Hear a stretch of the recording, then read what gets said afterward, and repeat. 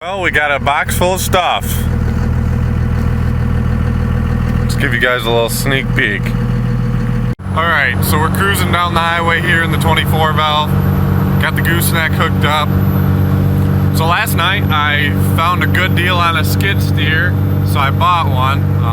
It's not just a skid steer, it's a skid steer, backhoe, pallet forks, like the works, all in one package. It's a little older skid steer. Pretty decent condition though, it's been well maintained. It needs a little bit of work though. So we're on our way to get that. This will probably be the heaviest load I've probably hauled with this thing, because the skid steer alone is 4K. Plus the backhoe, the cage, the buckets, the pallet forks. We're probably going to be up around, all said and done, probably 6,000 pounds probably would be my guess on the trailer, maybe a little more. So I'll show you that when I get there. Should make a nice little machine for around the house or whatever, you know, cutting firewood, whatever. So stay tuned. Alright, so here's what we got. The truck, the trailer, and my new project. As you can see, there's a skid steer, pallet forks, the cage, and a backhoe attachment for it with 3 buckets. There's another bucket over there. So it's in decent shape. It runs, everything works, except for I gotta fix the drive, which isn't very complicated. It'd be about an hour or so. But this is my new project. I was gonna work on my snowmobile. Changed my mind, bought something that can make me some money and is a lot more useful around the house. Okay, so we started working on the skid steer project. First off, we had to paint these things. They looked pretty crappy. So got the first coat of paint on here. The only thing that's not done is the mesh. It's not painted on here. It needs to be done with a rattle can, not with a paintbrush. So I got to get a couple more cans of spray paint to finish the mesh on both of these. And I think that'll be it for these two. Instead of painting the forks down there, I'm actually going to oil them. I'm going to paint the sides and stuff, but as far as the top and the bottom and all that, I'm going to wire wheel it down and then just oil it. Take some old motor oil or whatever, oil it down, because the paint's just going to flake off. So every once in a while I'll just go through and re-oil them, keep them from rusting. As far as the skid steer goes itself, so I bought it with a blown drive unit. So these ones are really simple. Let me show you what I had to take apart. Okay, so on these you got a belt. These are actually belt driven. I got this taken apart. That's why those wires are up there. But they're belt driven. And what happens is it's like a snowmobile. So this clutch down here can expand and the belt rides farther down to make it go faster. That clutch is kind of hard to see right there.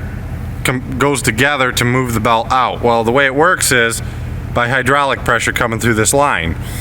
Well, underneath this cover there was a snap ring that fell off because it was too small, so I had to replace that, and I replaced 2 O-rings in there to help it seal better because the other ones were chewed up. And other than that, I put plugs in it because the plugs were just garbage. Let's see if I have some.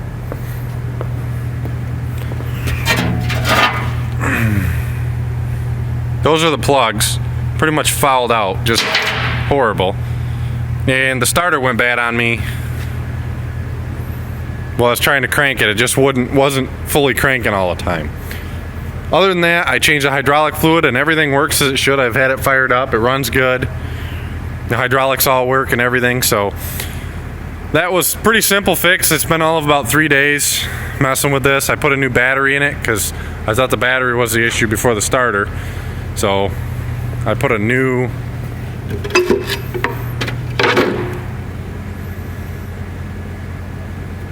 industrial grade battery with the screw terminals, which are way better batteries than those top posts like that. Just this style here, you don't have as many corroding issues, all that good stuff. So now it's just going to be a matter of painting the skid steer, getting the rims. I'm getting new rims and tires, but I'm gonna paint everything up good, make it look nice. As you can see, like I said, those two are already painted. Then I gotta get the backhoe on here, see how the backhoe works, patch a few things on this bucket. It's rusted out in that corner back there and a brace over here, so I gotta weld those up real nice. And then I'm gonna paint the bucket, probably the outside of the bucket and the inside as well, and oil. Like I won't, the bottom part, I'm not gonna paint that. That's just a waste of paint. It's gonna come right off. I'm gonna oil that one instead, but like the back, the sides, the back of the bucket, the bottom of the bucket will get painted. Maybe the bottom, I might oil that after I get everything fixed up. But that's pretty much it for how far I've gotten on this. It's coming out pretty nice. Like these are looking really nice. I'm gonna fix this all up here. I'm kind of picky about my stuff. Shaking here. Too much Mountain Dew today. I'm pretty picky about my stuff. I like to keep it in perfect condition, basically. Just because it lasts longer, it looks better. I don't like dealing with junk.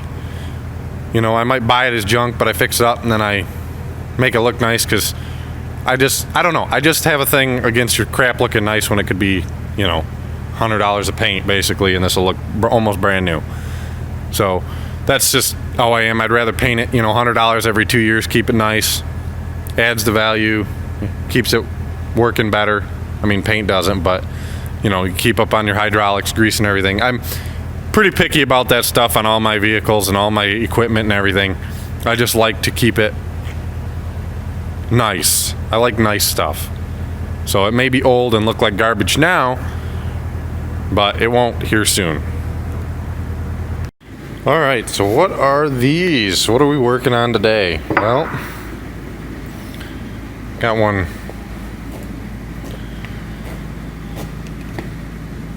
in here. We're in the process of making a tooth bucket, or a tooth bar, whatever you want to call it, to attach to the skid steer. So I cut these off of a chunk of steel that I had. I didn't feel like buying one. A tooth bar is like $300, $350 shipped to the door, and I don't feel like buying one. I figured I could make one for not that much money and it'll work fine. It may not be quite as good, but it'll work good. So I'm planning on a tooth every 8 inches, which means I need a total of 7. So I got 6 right here. The 7th one is right here. Now there's 7. So when I did these, I left a little flat spot on the end so there's not an edge to get chipped off or anything. And this is a special hardened, well, it's a tool steel. It's not hardened yet. I'm gonna do that. I'm gonna flame harden the tips and then quench them. I know this video is kind of off the normal topic for this channel, but I figured I might as well show what I'm doing, because I'm not really doing a lot of truck stuff right now. Kind of waiting on a few things. So let me show you how you harden them. So there it is. It's welded up kinda. It's not fully done. I gotta weld some brackets on the side to bolt into the side of the box, and then there's gonna be 1, 2, 7, 8, 9, 12 bolts across the face of it. 2, you have 1 here, 1 there, 1 there, 1 there, 1 there. You get the picture. 2 out, spaced out right next to the T, so it has less likelihood of bending. I don't think it will. I mean, it's gonna get beat up for sure. So that's the plan, and then there'll be a little tab coming up with a bolt in the end. So I think it's coming out pretty good. I gotta cut those brackets for the end, weld them on there, and then drill a bunch of holes in it. Alright, so here's the finished product for the tooth bar. As you can see, they're all evenly spaced pretty much, and I already test fit. It fits around the bucket between these ears just fine. So now it will be a matter of getting it all lined up and bolted in. So my plan with bolts, if I can do this without shaking too much, is use these stainless button heads. They're a 3/8 bolt. And I'm going to put them on, put the lock washer on there, and I'm going to cut it off. so that it sits flush so that it doesn't chew it up too much. So that's the plan. It'll be a little bit before I do it because I have to straighten out my bucket and weld it up and fix a few things. So that's the plan at this point though. All right, so let's talk a little bit about skid steers and are the older ones junk? So here in front of me is my skid steer, which you've seen in a couple videos of me working on it. And are they junk? Are they worth it? If you're thinking about it kind of on the fence because you don't know, hey, they're old, are they gonna have problems? Like what is the deal? So let me go over this one and tell you what I think. All right, this here is a 1980s Bobcat made by Clark. It's got a Wisconsin gas engine. To me, it's kind of funny. I got diesel trucks, gas skid steer, but anyways. So let's go over problems I've had, what I think about them. So I had to fix the drive unit on this. Cost me all of $3 and hour or so worth of work. As you can see, the skid steer doesn't look too good. Needs some paint. But as far as operationally, this thing works good. I've played with it. You know, you might run into stuff like this. You know, needs hydraulic line there. A couple of these lines need to be replaced. Whatever. Simple stuff. So I was leery of buying an old skid steer before this one, and this has kind of changed my opinion on them. So this skid steer does not even, I don't know how much people know, but new skid steers, a lot of them are hydrostatic transmissions. This one is actually chain driven with two different clutches. The clutches are under this cover, and it's got a belt to a chain drive. The belt runs a main drive shaft across here, and then you have two clutches, and when you push the levers forward, it engages the front clutch. You pull it back, it engages the back clutch. So, and depending on how hard you pull them depends on how much it slips the clutch or doesn't, which sounds pretty crazy if you think about it, but they're wet clutches. Now, the guy I bought this from replaced a set of clutches. He's owned it for a long time, and he just put his new set of clutches in there. Cost him $20. Not even that expensive. I don't remember if he said $20 a pair or $20 total. I can't remember. From my experience with the new ones, the hydrostatic transmissions go out, and then they're really expensive and they're difficult to work on. This one is actually really simple.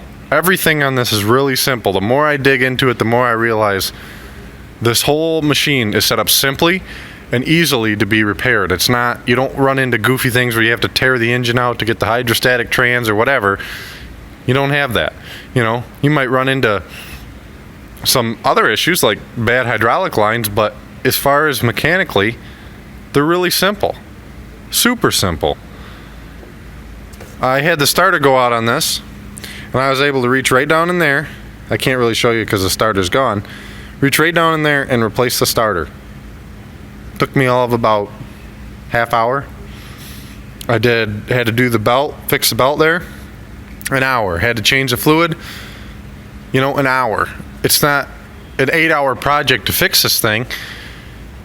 You just might have, when you buy an older one, you might have to go through it and freshen everything up. But as long as you get a machine that's been well maintained, that's key. You don't want a beat machine where pivot points like this didn't get greased, they dried out, and somebody womped out the shaft. None of these were like that. I checked that all over. Everything had grease and was good to go. Nothing felt loose and sloppy. You might have to deal with stuff like that. But as far as operationally, I actually kind of like the older ones. From this experience alone, I've had a little bit of time on newer ones, but this is my first old one, like 80s era, 70s, 80s. And you know what? It's not a slouch. It's got a 2,100 pound lift or tip capacity. That's not its lift capacity, it's its tip capacity, which means it can lift a little more than that. You might have to paint stuff, but as far as maintaining them and the simplicity and the cost, they're cheap.